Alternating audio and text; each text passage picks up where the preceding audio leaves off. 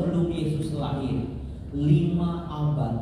Itu waktu sebentar atau pendek? 2 tahun masa pandemi aja kayaknya lama bener. Orang Israel 500 tahun sebelum Yesus lahir, mereka ditaklukkan oleh bangsa Babel.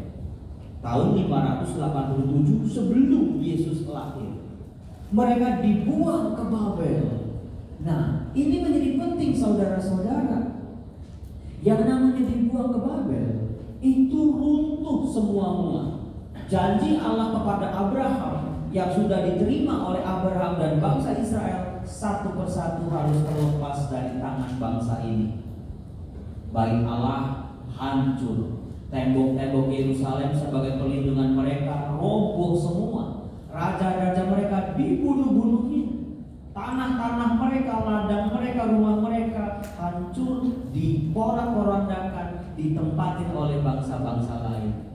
Jadi ketika mereka dibuang ke Babel, mereka bertanya, luar biasa mereka bertanya, kok kita kehilangan semua-muanya? Harta kita, nama baik kita, identitas kita. Lalu satu slide lagi, ada sesuatu yang bergejolak dalam iman orang-orang Israel pada waktu itu. Lanjut. Kalau mereka sampai dibuang ke Babel, kehilangan segala-galanya, mereka langsung teringat dengan janji Allah.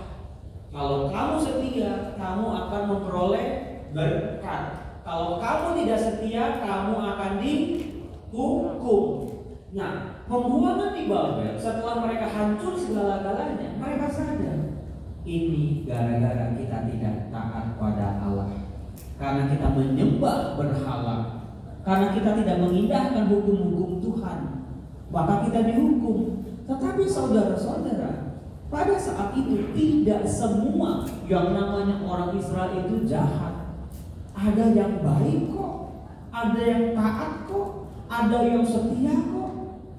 Kalau buat orang-orang jahat dihukum ke Babel, nah itu konsekuensinya. Tapi bagaimana dengan orang-orang baik? Ketika ikut-ikutan dibuang, wow, kan kita udah baik, kan kita udah taat, kok masih ikut-ikutan dihukum? Nah, di situ saudara-saudara, mereka betul-betul di pembuangan mereka bertanya, apakah Allah masih mengasihi mereka?